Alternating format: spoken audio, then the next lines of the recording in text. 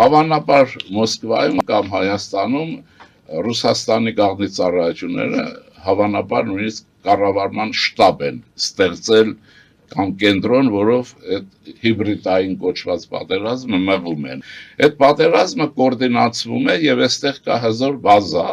Դրա համար ես ենթադրում եմ, որ ավելի շուտ պահանջ է նաեւ այսպես պիտի ստեղծվի այստեղ համակարգման, հավանաբար անվտանգության մեր ծառայությունների համագործակ բան ասեմ, կոորդինացիոն կոմիտե, կենտրոն եւ այլն եւ պիտի արժանավուն պատասխան տալ եւ անել։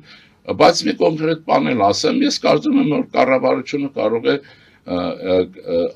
Ռուսաստանին ուղղակիորեն դիմել եւ ասի, որ մեր ներքին գործերին չմիջամտես, պահանջ դնի,